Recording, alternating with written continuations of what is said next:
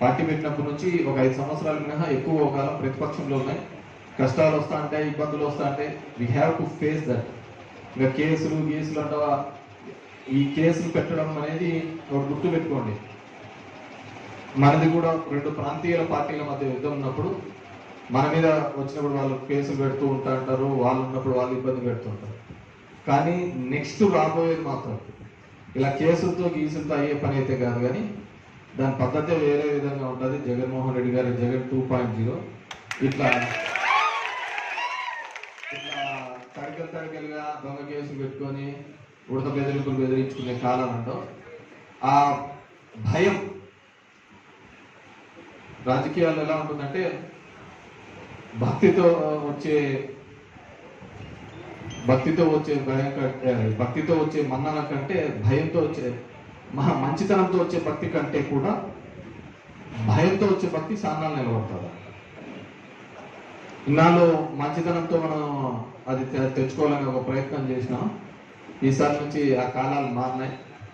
అది జగన్మోహన్ రెడ్డి గారు చెప్తున్న 2.0 మనకు ఇది కూడా పెట్టాడు, డిజిటల్ బుక్. ఏ ఉద్యోగస్తుడు ఏ విధంగా మాట్లాడినాడు, ఏంటి కథ అని చెప్పేసి వాళ్ళందరికీ కూడా ఖచ్చితంగా. ఎందుకంటే దాని తర్వాత ఎవడో మామ అల్లులో ఇచ్చుకొని వచ్చి మళ్ళీ చెప్తా అంటారు, నేను అక్కడున్నా బాగా చేసినా ఇట్లా చేసినా అని చెప్పేసి. ఆ పద్ధతి కాకుండా బుక్లో ఉంటే కనుక ఆ ఆఫీసర్లు ఎవరైతే కింద స్థాయి నుంచి పై స్థాయి వరకు ఎవరైతే మన పార్టీ వాళ్ళను ఉద్దేశపూర్వకంగా పార్టీ అని చెప్పి ఉద్దేశపూర్వకంగా ఇబ్బంది పెట్టారో వాళ్ళందరికీ కూడా ఇబ్బందులు తప్ప. అది మన ప్రభుత్వం వచ్చిన తర్వాత ప్రభుత్వంలో ఉన్న వాళ్ళు దాన్ని చూసుకుంటారు. ఎవరైతే సిద్ధంగా వాళ్ళ బాధ్యత మాత్రం చూసుకునేది మాత్రం నేనే చూసుకుంటాను.